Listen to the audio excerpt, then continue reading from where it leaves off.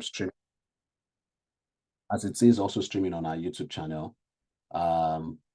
It's just going to be very interesting. So if Jason is feeling well, that's great to know. Amal Ajake, how you feeling? I can see someone with Techno Pop 5 Pro. If you don't mind, if you could probably like adjust so that we can get to know who is joining exactly. So if you can adjust to your name itself, that will make a lot of sense. That would help us a lot.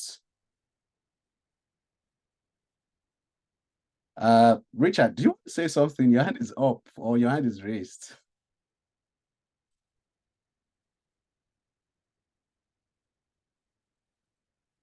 Oh, you want to? Okay, all right. Oh, okay, your hand is down now. Okay. All right. We're just waiting for a few other persons. So just please permit while we wait for some other persons to join in. If you don't mind me asking another question, which is if you don't mind sharing, where are you joining us from today?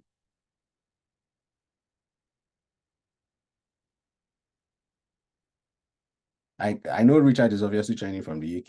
His name is UK Richard, so so where are you joining from today? Oh, okay. If Ejesuni is joining from Nigeria, Lagos, Nigeria, obviously. So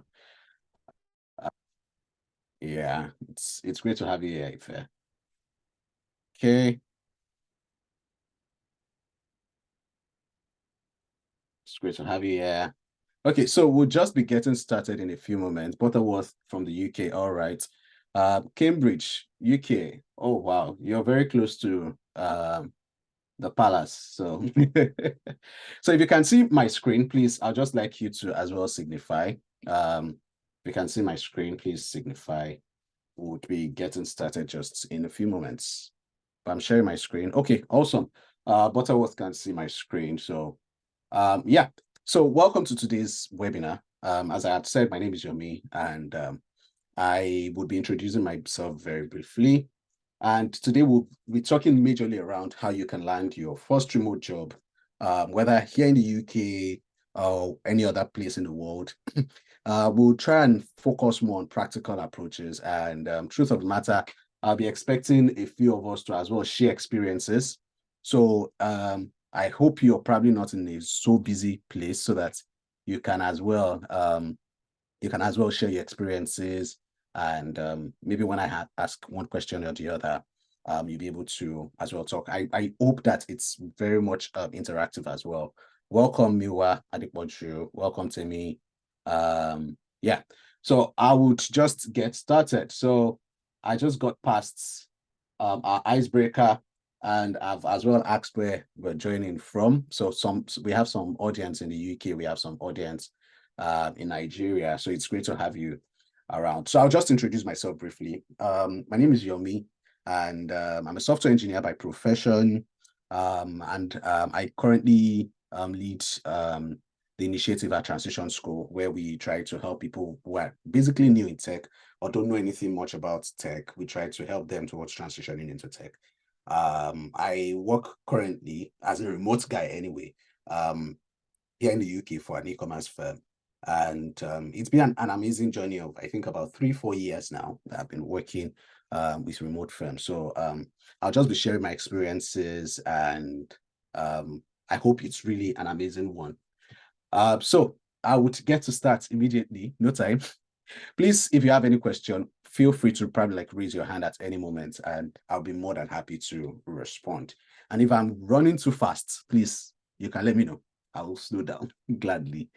Okay, so remote jobs. Over here in this chat today, or in this session today, we are about 7 at the moment. I would like to know if anyone has probably like attempted applying for remote jobs. If you have, you could probably like signify with the raise of hand. I'd like to hear your story, actually. I want to start from there. As I said, it's going to be interactive, so please feel free. Okay, we have Richard. Yeah, you can speak now. I've unmuted you. You can try and speak. We'd like to hear your experience. I've tried a couple of times, but I've not been successful yet. So yeah. Okay, what's been the journey like? Like you trying to apply? Okay, so most remote jobs comes with aptitude tests, if I should say. So I send me my CV Mhm. and they do send me a feedback and I have to do a couple of tests. There's one I've gone through all their tests actually, and I've reached the final stage, but they always keep saying probably it's full or maybe I can't get through. And Mhm. some months later they do text me, okay, now we have vacancies, Mhm. so I should apply again. No, Mhm. I not like I should apply again because they already have my CV, so they're like I need to take another test because it's a different, should I say, project. Mhm. I do take the test, but I don't get the feedback. Mhm. and and I've done 3 times. It's not like I failed, but I'm just hungry. I don't know. Yeah, but I think there's a recent one I just applied for, which I went through the final stage and I got dropped. So it's basically it's not been a good experience for me so far. I can imagine. And Yeah. truth of the matter, you are quite lucky that you've even gotten to a stage where you are asked to probably go through like having to run tests, because for a majority of persons, they don't even get to that level where they assign them tests. So I say you're part of the maybe lucky ones to a reasonable degree. The most important is learning how to now close on such openings or such job vacancies. And we're going to actually talk about around those experiences for those who are probably like just applying. So maybe from the perspective of your CV to the perspective of okay, having like to speak with hiring manager, to speak with maybe like the team or probably go through tests, then how you probably like close. So those are things that we're going to talk about today. So I'm going to share my own experience very shortly. And I think my experience with remote jobs started being a software engineer. You know, it's like the main thing. Like every software engineer, everyone in tech really wants to work remotely. Aside the fact that it has its advantages and everything, it just feels good and it feels cool that you're working at home and you have like this nice setup at home and everything. And coupled with the fact that, yeah, you get paid well if you're working remotely, and a couple of other advantages that we'll get into very shortly. So how did my own experience with remote jobs start? And it's simple as pandemic. That's the truth of the matter. Aside peer pressure, anyway, we have the pandemic factor.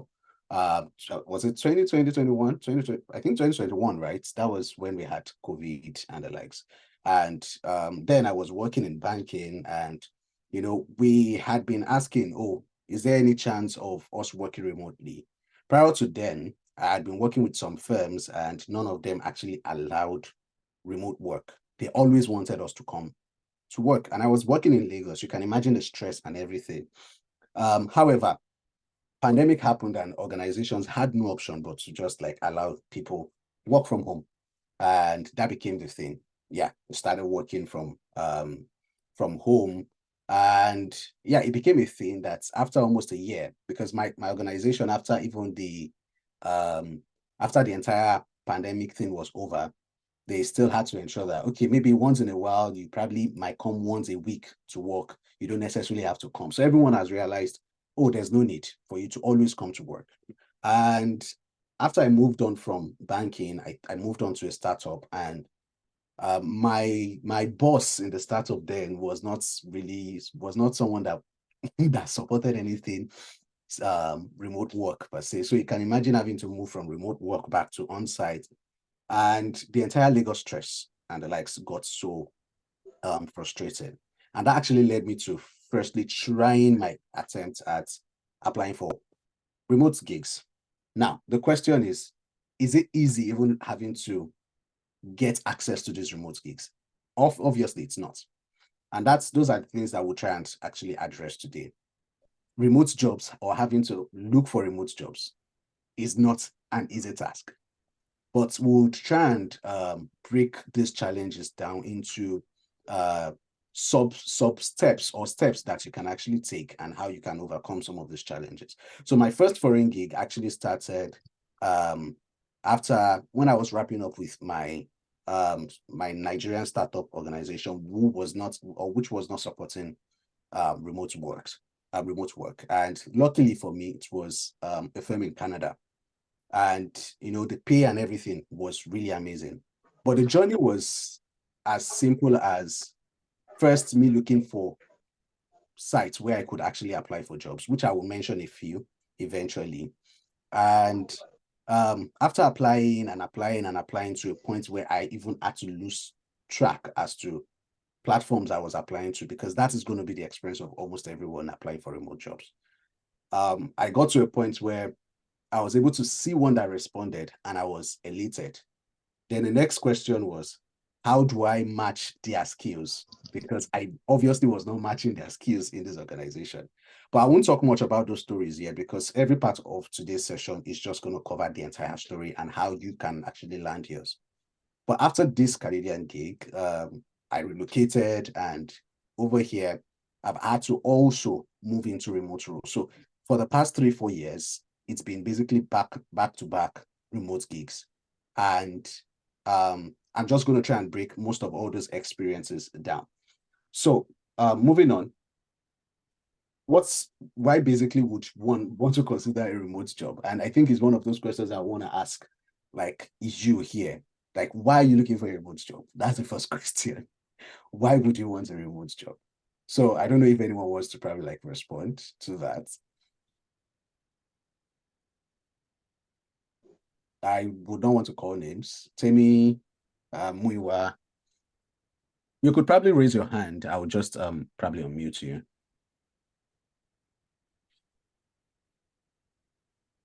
Are we here?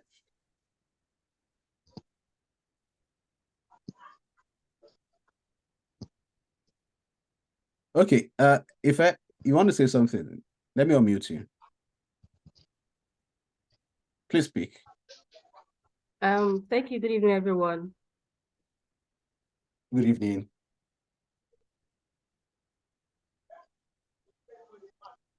Oh, sorry. Were you? Hello? Can you hear me now? Yeah, we can hear you. All right. So I said just like you, I'm still in Lagos for now. Yeah. And I every day feel like I'm too old to be going out every day to some job where I would spend 2 hours in commute to and fro. Yeah. And just be tired and basically just really tired. So I feel like there's so much more I can use my productive energy for other than being in traffic. Yeah. I think that traffic is one of the major reasons people even consider.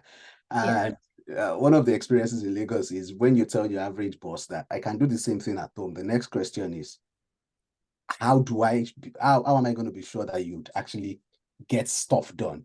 I can also read from Richard here. It says comfort, not having to catch a bus or get late for work. Yeah. I figured some jobs that's scheduled for 8 hours can use less time to complete, so more time in hands. Yeah, definitely. So comfort is one of those things. You've been able to work from the comfort of your home. You're able to actually achieve way more than you can imagine, actually. So comfort.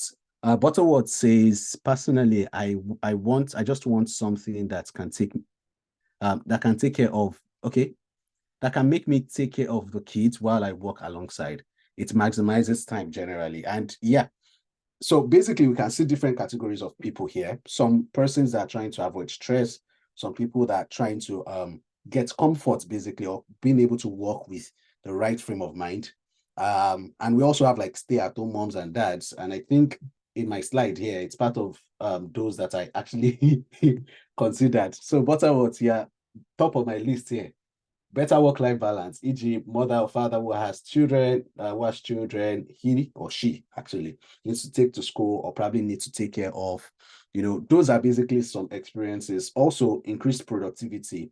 Now, statistics says that 35 to 40% of people actually are more productive, averagely, right? Are more productive than their office counterparts. And personally, I remember having to work in the office, right? And I literally had to form activity at work just because I had to be at work, right? And I would keep looking at time, like, when will 5 o'clock? When will it be 5 o'clock so I can just leave this place? Now, it made coming to work seem more like a task than something you would enjoy. and compare it to working from home where you would comfortably be able to like say, oh, I'm looking forward to next week just to get tax XYZ done. And you can comfortably probably say you want to shut down your laptop or so when you feel maybe like tired. If you shut down your laptop at work and it's not break time, when you're physically at the office, the next thing your boss might be looking at you like, oh God, what's wrong with you? That kind of thing. So that's another challenge. Elimination of commuting, like I think Richard said, it's stressful, especially if you're probably someone in Lagos. Even here in the UK, having to catch a bus, right? Yesterday I had to catch a bus, and it was entirely stressful. Just a random day activity, having to catch a bus. It was crazy. Having to wait for maybe like 10 minutes, 20 minutes, 30 minutes. I think 2 times my boss was cancelled like twice. And it's crazy. It's mentally draining. So also cost savings and much more. So they are basically like different reasons why you most likely would just want to consider working remotely.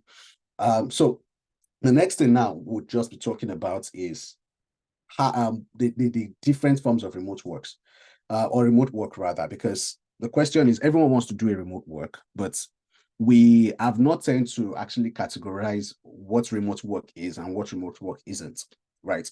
So here, if you still can see my slide, you see I mentioned here that we have like full-time remote work, freelance or contractual work, and we have part-time remote work. So you could be working with an organization wherein you're focused on like that organization, and that is that organization. You're not expected to probably work with another firm because based on your contract, you have signed your 9 to 5 with them. Then any other thing you want to now do with your after 5 o'clock, then it's all yours. And yeah, it's like the general notion that everyone has, like, and for everyone is most likely applying for this category, which is like the full-time remote job. We have the second category, which is basically freelance or contractual. And that is probably like if you're maybe like you let's say you're a music producer or a music person, you're a graphics designer, you're a web developer, a software engineer, you could actually like be focused on freelance work rather than looking for someone that will probably tie your, let me use the word destiny in this case, because not everyone actually has that time to say they want to be associated with an organization. Aside the fact that you have stuff like taxes, you have stuff like if for example you're in Nigeria and like the organization is probably like in Estonia or in Canada, you have issues around having to convert your salaries. When I was in Lagos, and one of the challenges I think I faced, the first itself was a challenge of when I got my first remote job outside of the country, the first thing they said is go and get your laptop. And I was like, go and get my laptop. They had a spec that they actually expected of me. And the next thing I saw was the budget that they expected me to spend on a laptop, 1.8 million. And the next question is, I've not even collected for salary. How do I afford to get 1.8 million and spend on a laptop? But I just had to like fit it. Let me use the word fit it. And I had to get the laptop. Now, the question is, could they have sent the laptop? Yes. But there was a challenge of them sending a laptop and the Lagos customs also hold on to my laptop and I'm not able to access it. There was also the challenge of how much will it cost in your currency because it costs XYZ in our currency and all those challenges like that. So, and that is basically because I'm working for a full-time organization, but I've as well done freelance contractual work and where I don't have to be held bound by all those logistics and all those issues like that. Then the last part, basically like part-time remote work, you could probably like be a virtual assistant, you could probably be a customer service. I know a number of people when you probably like call maybe Microsoft or you call you call maybe like Microsoft or some foreign company, you hear people in the Philippines respond to your call.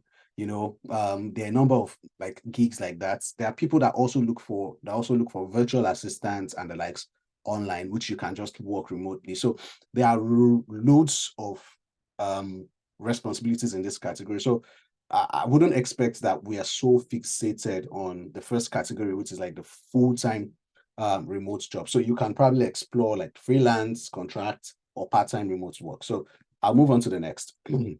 So now the next thing itself that one might want to ask is, when you're looking for a remote job, like what do I need to prepare for? Because I see a number of us actually, and I think at this point I'll slow down. And I probably might want to ask some questions after I probably talk in this regard. Now, a number of us, when we're looking for these remote jobs, the truth of matter is we are most likely not prepared. We're most likely not prepared because, first, have you probably done a self-evaluation that when I get this remote job, most likely the answer would be yes if I ask anyone here, which I think I should just ask. Do you think you're self-disciplined enough to work at home without being supervised by any superior? I want to hear responses first. Do you think like you can work under zero supervision from home? No distraction, no anything. David, I'm proud of you. Yes. Oh, that's cool. All right. I hope you're being honest. Okay, Richard, that's nice. I'd like to hear more feedback. Oh, Butterworth, nice. Okay, so that is one first self-evaluation that actually expects people to actually think of, because it's easier to think, especially if, for those that are in Nigeria, for example, we have 1001. Okay, you're self-motivated. Are you self-motivated or money motivated? I'd like to hear, is it self-motivated or money motivated? Muiwa, I'd like to hear your feedback on that. But while I wait for your feedback, so basically it is important that you're able to actually work without supervision. For when I started my first remote gig here, self-motivated, I love that actually, and that's brilliant.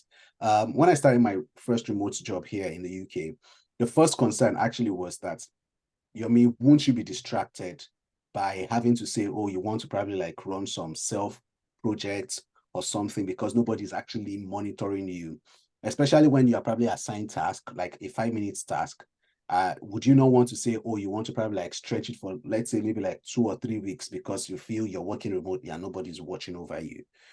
Those are self evaluations that you need to actually conduct. Can you handle this?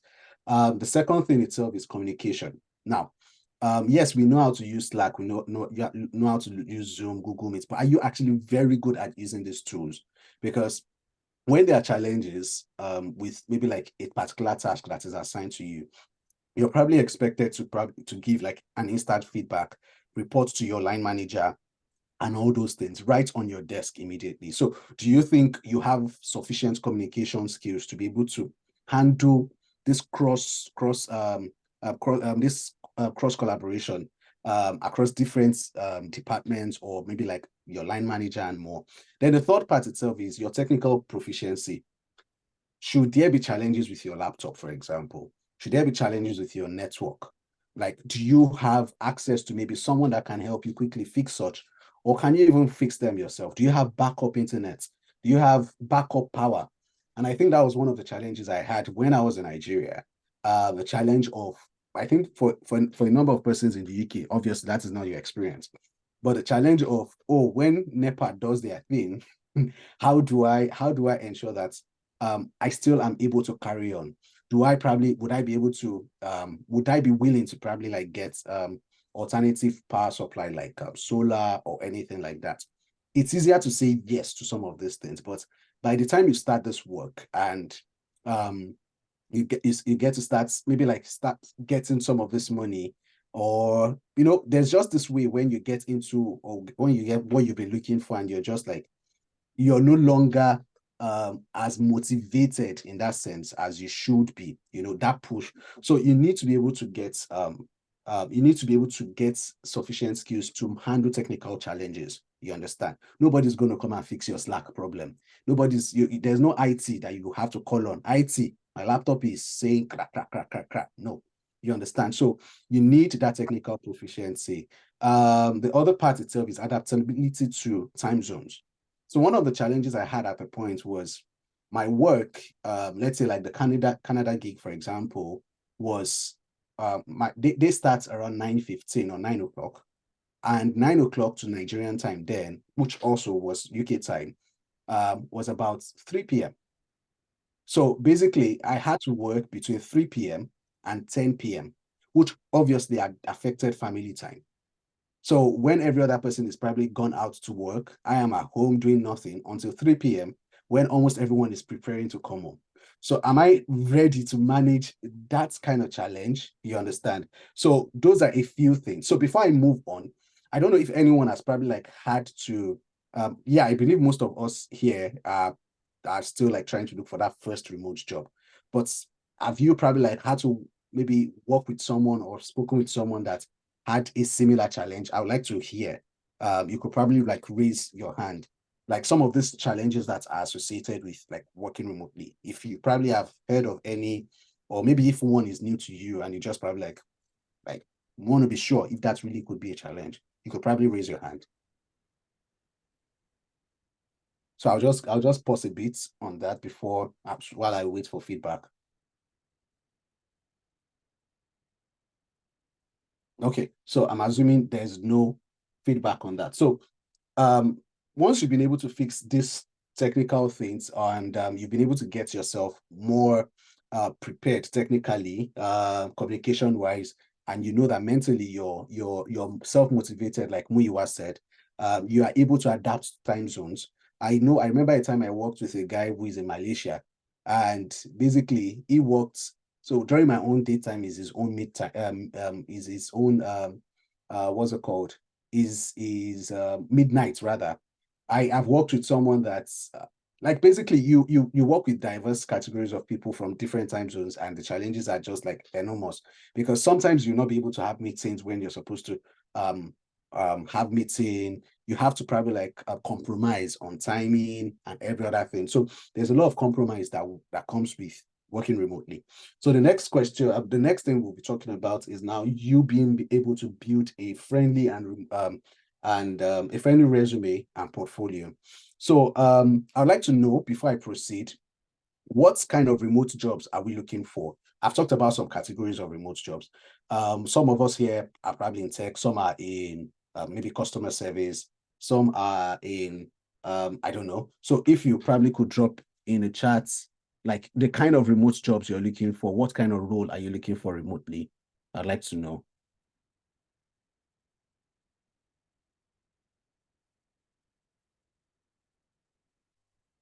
Please drop in the chats or probably raise your hand if you want to talk. I'll wait a bit.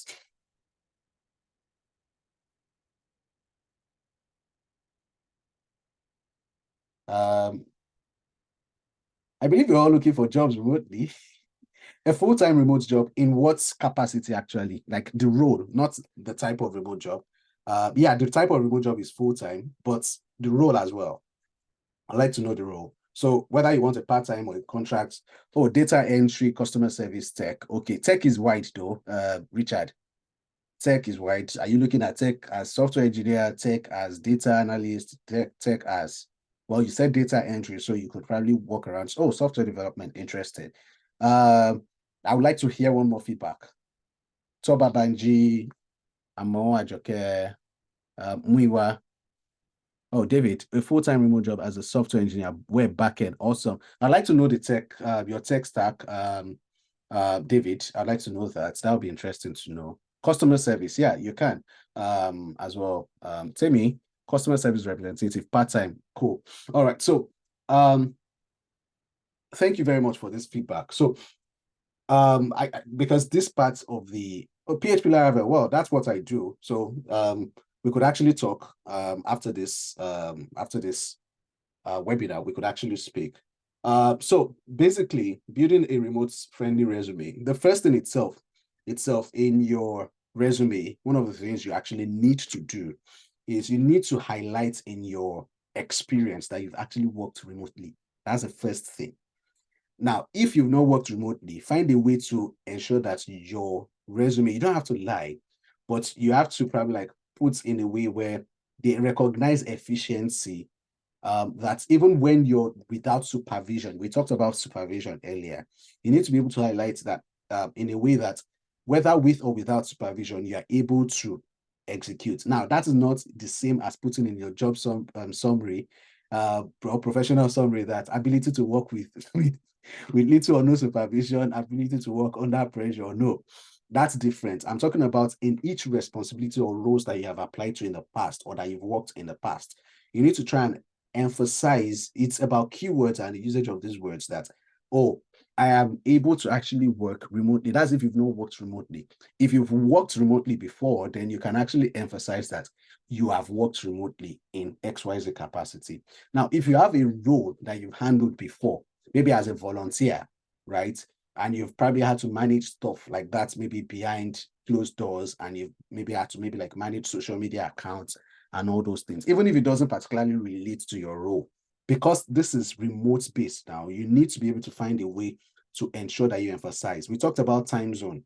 If you've probably like worked with someone on a maybe like a part-time or contractual basis or anything that is outside of your time zone, you understand? You need to actually be able to put it there that you worked with a team that is outside of your time zone. Meanwhile, I can see front-end web developer. That's interesting.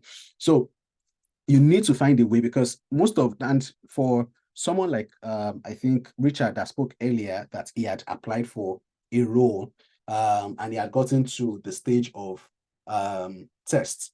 For most persons, they've not even gotten to the first call, like a feedback, right? They've not gotten that. And the problem in that case is most likely because something is wrong in the resume. So for you to scale through that resume process, you have to actually use the right keywords. You understand? Aside for the fact that you have to also use keywords that are relating to the role you're applying for. So that leads me to the second thing, tailored resume and portfolio. Now, a lot of people make this mistake, right? They use one same CV for all roles. That is wrong. Like, for every single role you're applying for, your CV has to be unique to that role. So what you can do in that sense is one of the things I do itself is I have my Google Docs, right? And have tried to like categorize my CV in different type of responsibility. So if I'm applying for, let's say maybe like a Laravel job, for example, or I'm applying for a Node.js job, I've tried to work on my CVs to actually, so each CV actually still fits to a category of responsibilities. You understand? So if you're applying for remote jobs, you need to actually review your CV to ensure that the skills that particular job requires are included in your CV. And not just that, you also need to ensure that your responsibilities or your achievements are quantified. So for example, you increased optimal performance of XYZ. Now, if you say, oh, I increased you increased optimal performance of XYZ by 15%. 15% is still abstract, sort of. Now, what was the previous number? What is the new number? You understand? So those are a few things that you need to look at. Well, at Transition School, we do CV reviews and the likes. If you want that service, oh yeah, you can come for that. But it's one of those things that recruiters actually look forward to, which is basically, what are your achievements? Did you actually specify these achievements? Now, the keywords as well as relates to that particular role, did you specify? Because the recruiter is even the last person that will most likely review your CV.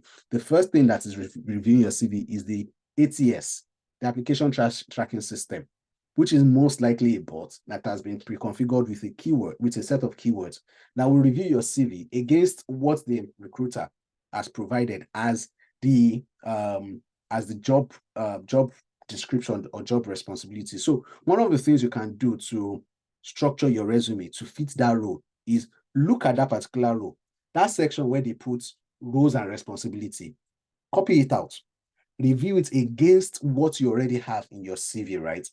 And ensure that major keywords in those particular things that they are looking for are in your CV. It stands you out. That's the first level. The second level, obviously, which we'll still get to, is when you now get to when you get to maybe like the hiring manager or the tech recruiter, that's usually the first call, where they'll just ask you, can you do this? Can you do that? Can you do this? Can you do that? Now, one of the things that you need to pay attention to is when a technical recruiter calls you after your CV has scaled through, when they ask you most of those questions, can you do this? Can you do that? They're not, because a technical recruiter is not a tech person per se. So it is not really an interview in that sense. Now, except they are telling you that they are not a tech recruiter, this is an actual interview with the hiring team, right?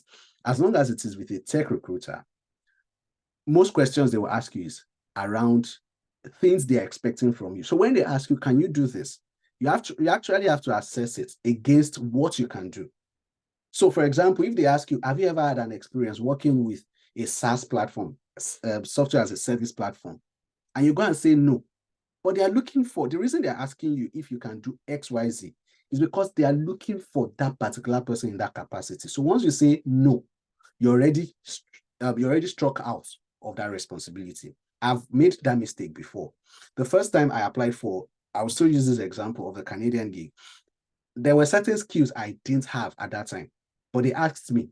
I said yes, not because I wanted to lie, but because I wanted to mentally prepare myself against the interview. So when the lady asked me, can you do GraphQL? At that moment, I only knew what GraphQL was about, but I had never used it. You understand? So from that particular first call, I was able to get information about what they actually need for that role. Then I went to prepare, which now prepared me for the next level, which was now the call with the actual hiring team. That's the engineering team I was going to work with. So based on the information they already asked. Now, also when you're speaking with a tech recruiter, right, ask them questions. What are your expectations from me for this role? It is very important. First, we've already talked about for you to be able to scale through that first level, which is like the application tracking system, so that the recruiter can actually see you. Now, if there's any question on that, you can probably drop it in the chat. I will be glad to respond. But the second level, which also I've cleared, is you speaking with a technical recruiter. The third level is usually with the hiring team. So the hiring team will definitely ask you technical questions. Now, before you get to the hiring team, you can always ask the tech recruiter, what should I need to prepare for with the hiring team? Should I proceed to the next level? Because if you're able to provide yes to most of the questions, with the technical recruiter, the chances of you getting to the next level is high. So once you've known that, oh yes, you'll be able to get, because another question they'll most likely ask you is around salary. If you don't want to review your salary, good. Most Oyinbos don't have problems with salary revelation and the likes. The only problem they might have is salary expectation. And salary expectation will most likely not hinder you from moving forward, except if you've not done your research proper to know what the organization is actually looking at giving. If you don't want to provide any information around salary expectation or something, you can say you're not at liberty to provide that based on NDA that you've signed with your organization. But they will ask you, they could still ask you that, what are your expectations as to salary? So if you've done your research, good, you can respond that, oh, you want XYZ. But if you've probably not done your research, I would advise that you most likely not respond to that question. Find a smart way to move on to other questions from there. But we'll come back to that should there be any questions. So the next level, as I said, is hiring team, which you would have been expected to ask the technical recruiter what you should expect from the hiring team or the engineering team or whatever team it is. Most likely, they could give you a test at that level. Now, one of the things I think I did, which was unique around that, for the test itself, was I put in my best. Now, the truth of the matter is not every of your best is your best, because there are also thousands of persons around the world competing for that same role. So imagine that you actually just want to ensure that you scale through, like no matter what it is. So for those that are software engineers here, one of the things I think I did then for this first, so I'm emphasizing the first remote gig, because that was the first time I actually did international, right? So I'm using this experience. The other ones I had afterwards were much easier because I've already had the first experience. So the first test I was given was around GraphQL and the likes. Don't forget, I had mentally prepared everything I needed to know about GraphQL. So when they asked questions around GraphQL, it was easy because I had mentally prepared. Now, the funniest thing is, on getting into this role, I never for once used GraphQL. Never for once. I never for once. So it's not a matter of, this tool is not popular, I might not need it or anything. As long as that role say they need it, please mentally prepare. Do every research that you need to. I'm trying not to stay too long on this, but if I'm boring you, please let me know so I can move on to the next thing. So so they gave a test that I should work on a blog feature or a blog website, and they didn't even mention that it should particularly use GraphQL or anything. But what they wanted to just assess was how I was able to use my skills and everything. And one of the things I did, which I think a number of people usually feel, is while it was more of a back-end role, sort of, I ensured that my front-end design was optimal. Like I made it as professional as it could be. I didn't do it as though it was like some tests I was running or anything. I did it as though I gave it my all. It was my first. What do you expect? So if you really want to go all in for your for your first remote job, apologies for my technical jargon that I've had to use. But all I'm trying to say is understand what these organizations need. Be ready to actually give in your all for that first test. So for like Richard, who has been having challenges when it came to test, they are trying to assess your skills. So how will you be able to tell them that your skills are actually relevant for that role? So do every necessary research around. So even if you need to ask those guys, like, oh, what are your XYZ around how you write? Maybe if it's coding, for example, how you write this. If it's customer service, what are the strategies that you implement when you're responding to customers and the likes? Ask it, be engaging. Don't make it seem like, oh, they are interviewing you. You yourself, you're interviewing them. You are a boss in your right. So that's courage. That's courage is very important. That they're able to see that, oh, this guy is valuable, this guy is resourceful, this guy is skilled. Your communication, how are you communicating during the interview and all those things? So that's like the third step, right? Then the first step is usually, once you scale through, is usually like the CEO. And the CEO is just usually, oh, I'd like to meet you. So once you get to that CEO level, it doesn't mean you've gotten the job, please. It doesn't mean you've gotten the job. Yes, you're more like 95% into, but don't go and mess up, because that is where they actually now assess your soft skills. How do you fit into the organization? Not even so the hiring team assess how you fit into the team itself. The CEO reviews how you fit into the company culture. So you need to have understood the company culture, of the organization culture. You need to understand even the personality of the prospective CEO. What kind of person is he? What are the reviews that you've probably read about him or her online? You need to do all those research, because those things are very important. Most of the time, the CEO interview is more conversational. It's just, hey, tell me about yourself. I'd like to meet you. My team have told me a lot about you, blah, blah, blah.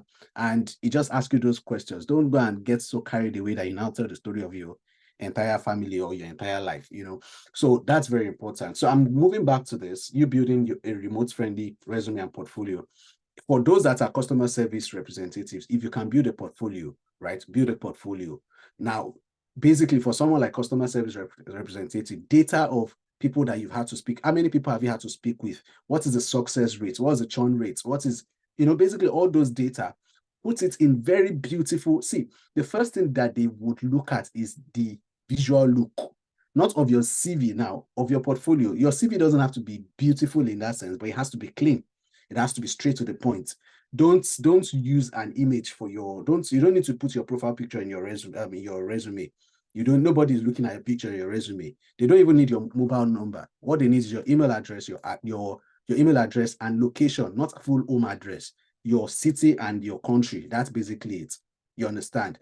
Then in your resume, obviously, you should have the responsibility. So if you're a let's say software engineer, you understand, software engineer. If you're a customer service representative, make your CV not more than 2 pages. Don't tell the story of your life in your CV. In your portfolio, that's when you can now be creative. But don't get creative with your CV. Your CV needs straight to the point data. That's it. Portfolio, move all designs there. Then you can now be creative. If you need to get a graphic person to work on your portfolio for you, good. If you need to get a web person to work on your portfolio for you, get someone to work on that, right? So it is important. Don't go and put all designs on, because I've reviewed CVs and I laugh when I see CVs, right? I gave a feedback some time ago to a community, and I mentioned how terrible these CVs were. Not because I feel good at it, but because, oh, Well, portfolio basically, okay, thank you for that question, Richard. Portfolio is basically more like, so let's say you're a software engineer, right? Portfolio is what are the works that you've done. So you can easily provide links to these works that you've done. You understand? Your CV is basically telling your work experience. So it's basically simply text, highlight what you've worked on and achievements, basically. But your portfolio, you talk about yourself, your motivation. You can list like projects that you've worked on, companies that you've worked with, reviews that you've gotten from people. You understand? That's your portfolio. That's where you get all creative. It can be a website. In most cases, your portfolio is a website anyway. So it can be that, and you can choose to just have it as maybe like a PDF, which is already designed as a public link that you can share across. You understand? So your portfolio, that's your portfolio. And also, yeah, that reminds me, your LinkedIn. What is on your LinkedIn? For most remote organizations, they actually pay attention to your LinkedIn. I've had an interview where I missed out a particular responsibility, right? And when during that interview, the first question they asked me was, what's that we're seeing in your LinkedIn here, XYZ, but it's not in your resume. So those things have to be updated. Except you've gotten into it and you've become someone that they are poaching. If they are poaching you, that is a different case. You can choose not to use LinkedIn anymore, right? But as long as you are the one that is looking for organizations, put yourself out there. Tell your stories. Let people share testimonials about you. You understand? You need to, because all these organizations are looking for value. So how do you present yourself as a person of significant value? So I'll be moving on from there. So I hope I've been making sense so far. I'd like to hear some feedback. How have I been performing so far? I'd like to know. Are we making sense? Am I going off points? I would like to know. I need feedback, please.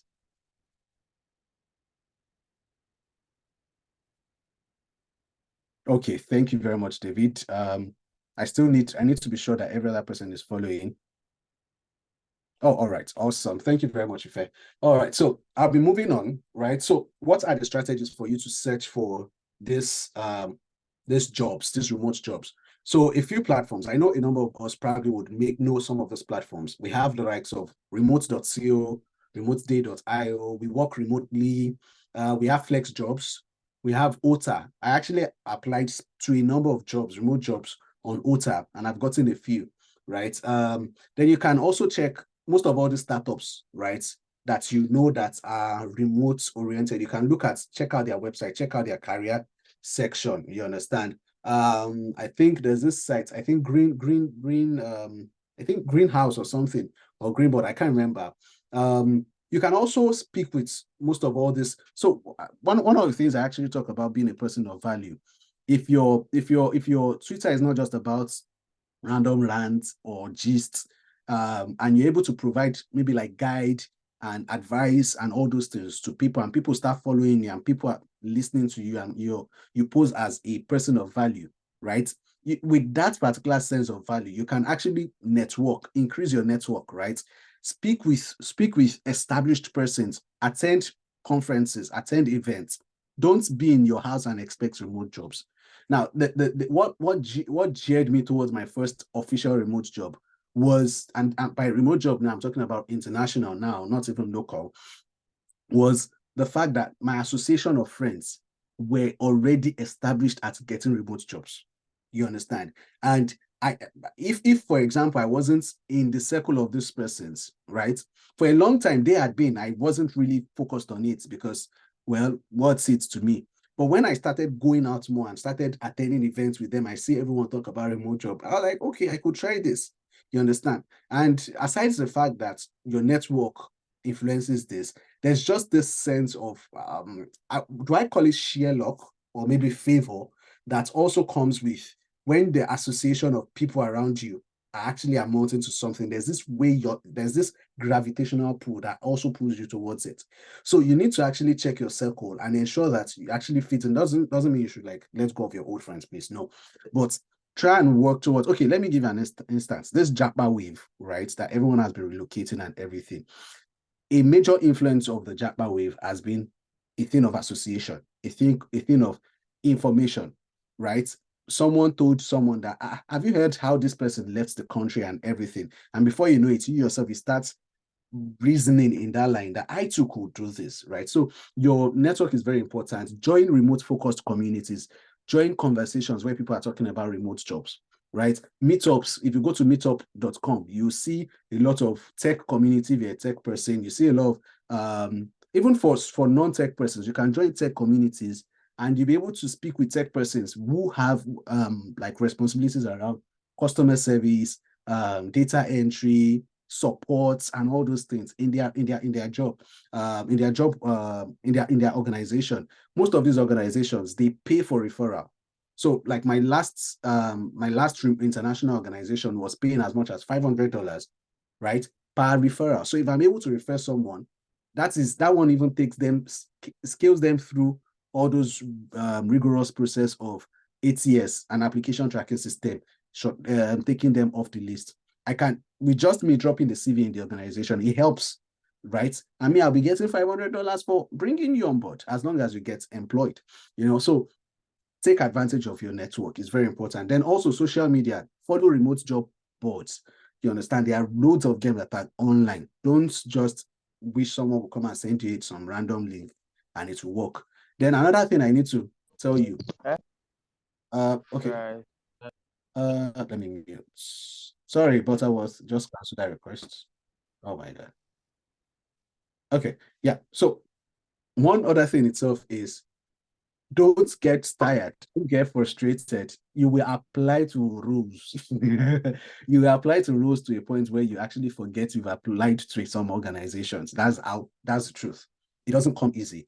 So be ready to dedicate 2-3 months of your life to constantly applying to roles. It doesn't mean every single day you're applying to roles, but you can apply to as much as 100. It happens that way. And I work with one principle, right? I work with the, some of us might have heard of the principle, the 80-20 rule, right? Now, 80% of, let's say for this particular event today, right?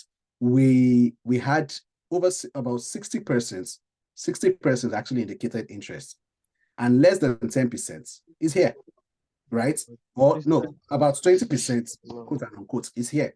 So 80% of Toba, if you could mute, actually. Yeah, okay. So 80% of your market most likely will not respond. Only 20% often responds.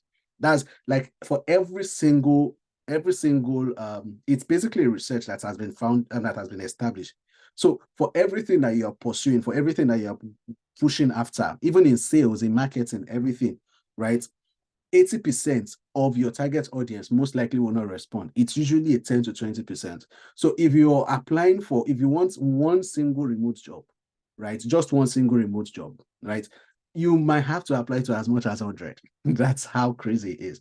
But if you're exceptional, if you apply some of these skills, right, you can apply to 10 and get one response to you.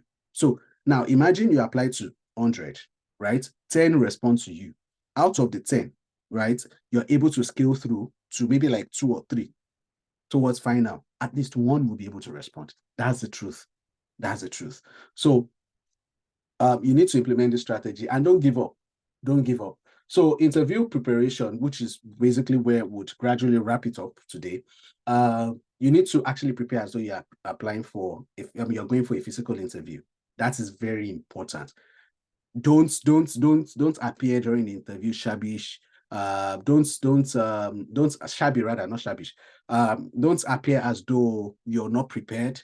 Don't have an unlit background and everything. You have to be in a very safe, sound environment. You check your background, ensure that they are not seeing your tattered roof or clothes stains and everything on the background, just hanging on the cupboard or anything, right? It has to be professional. Some interview questions they will definitely ask, because it's related to a remote role, is around how do you manage your time? How do you manage your time? How do you handle isolation because you're working remotely? Now, these are very tricky questions, because when they ask you questions, they are only asking you questions that are open-ended. They allow you say everything that you want to say. So if you overtalk, then they will get the information they need out of that. So I usually tell people, when you're responding, use the STAR-L approach.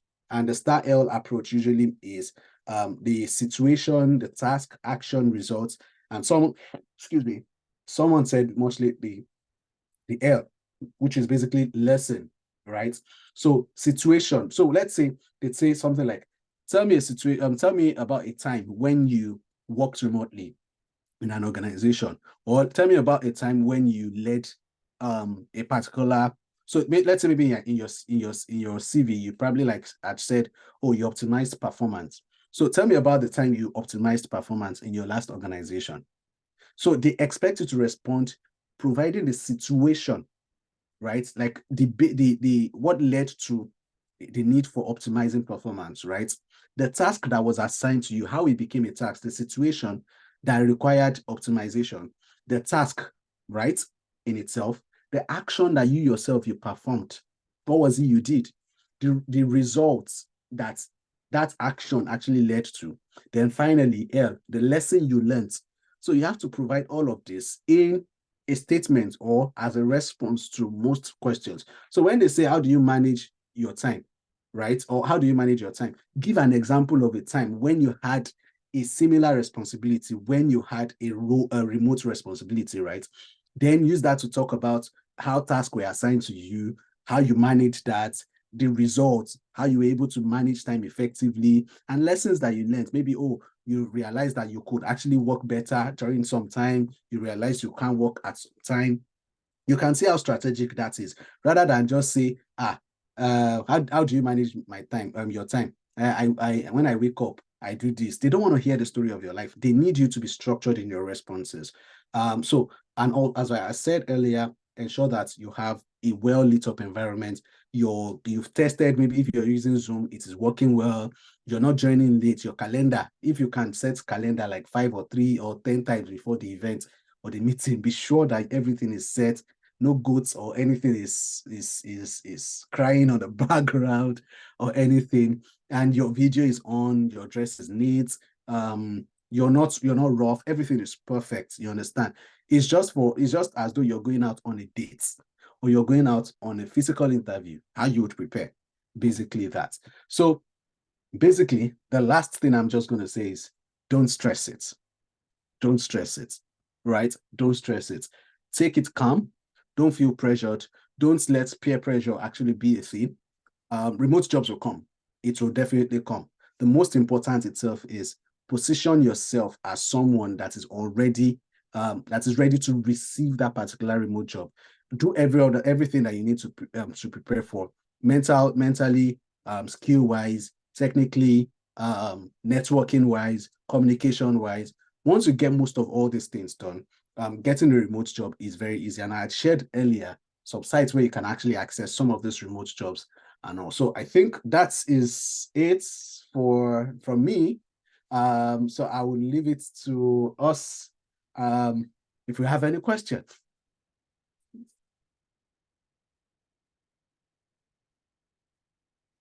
Do we have question, guys?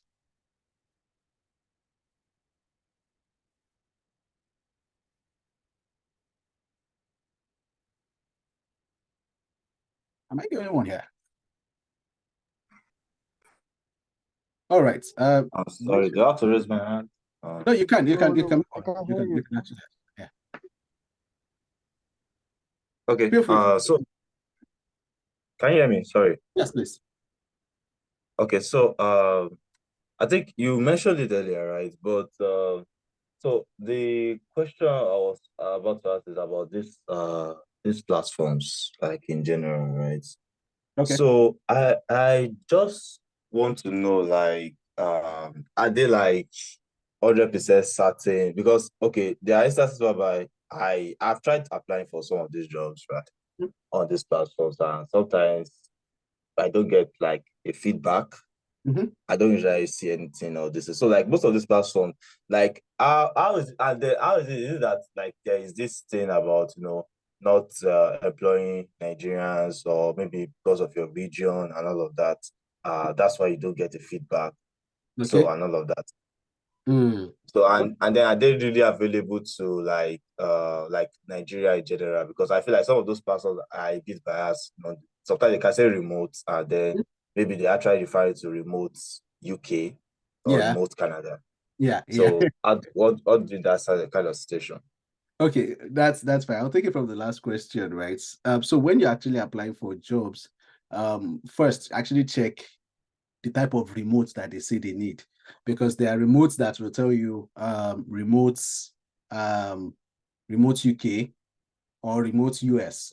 So basically what they're telling you is it's remote, but remote within that particular geographical region, right? So if it's remote US now, they don't want, you can work from home, but not outside of the US.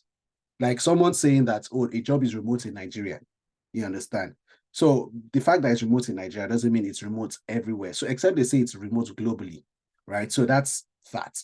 Now, the second itself is around region. Yes, there are some roles that are actually limited to region. So for, let's say, Facebook, for example, I've once applied to a role at Facebook, and there are some roles that are specific to region. So there's what we call like EMEA, that's Europe, Middle East, and Africa, right?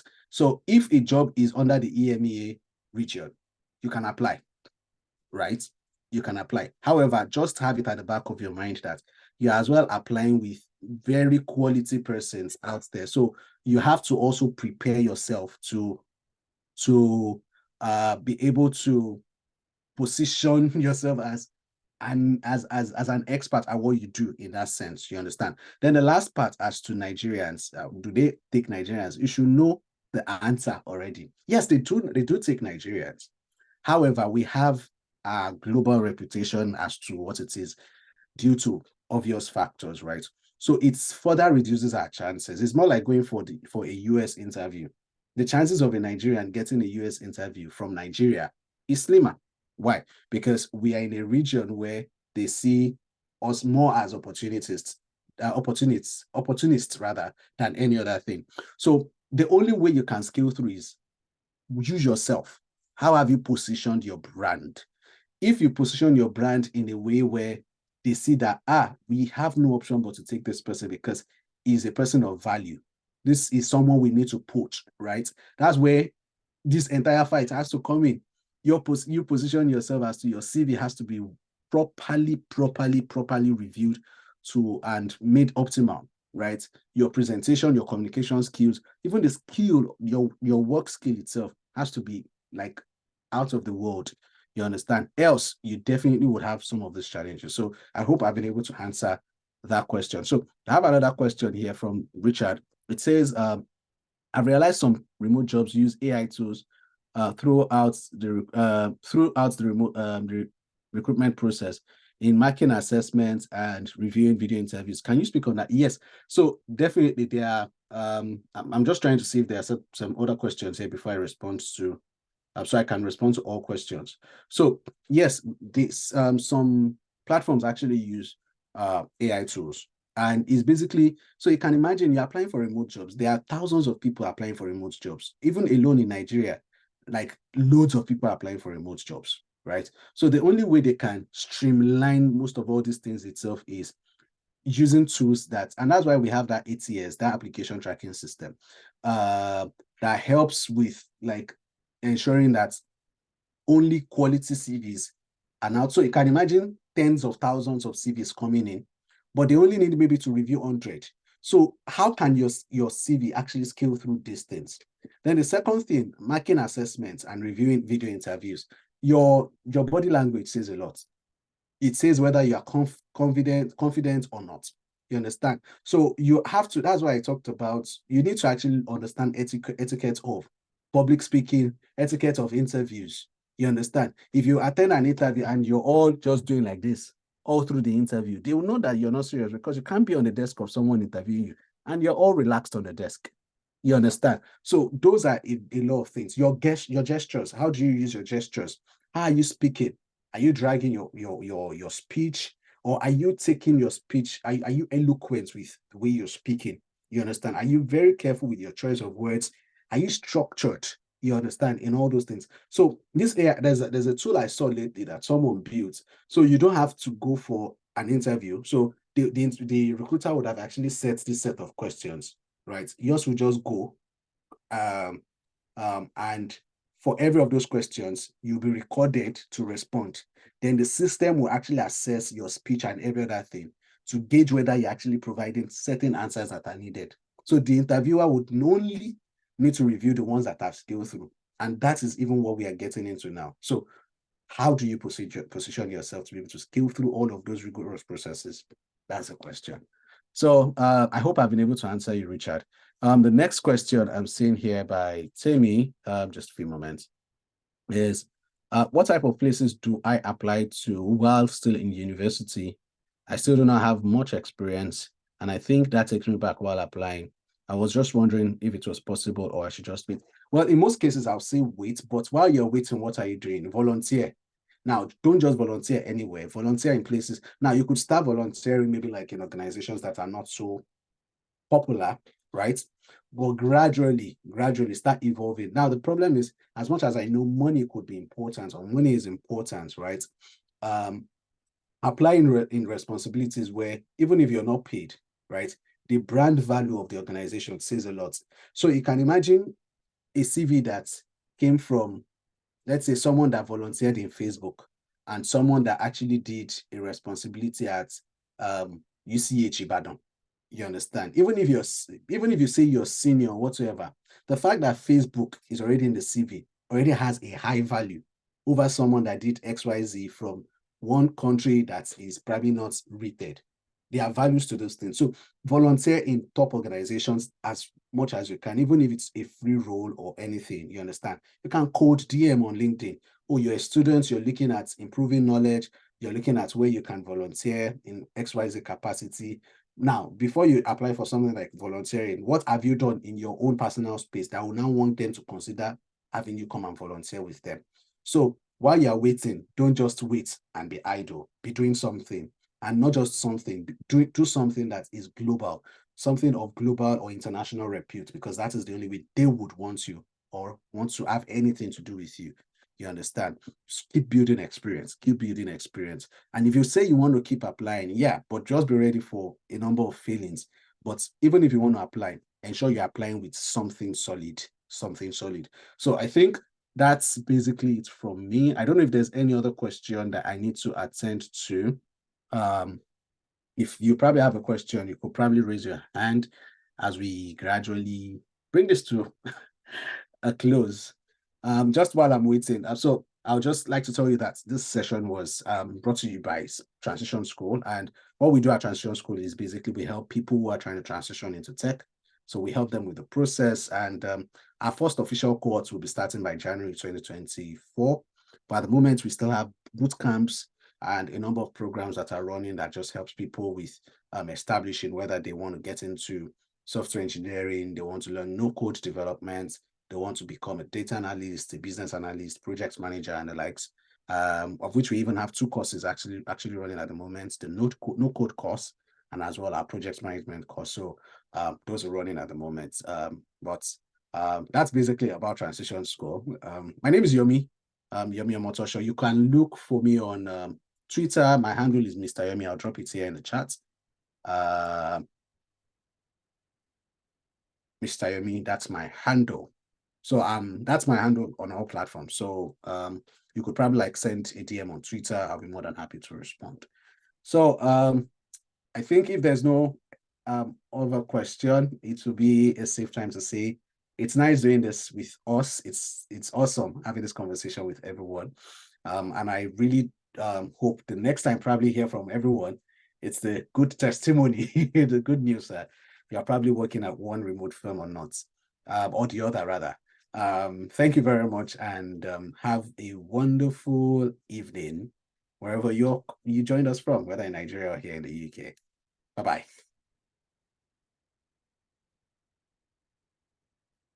Bye, Yomi. Yeah, bye-bye.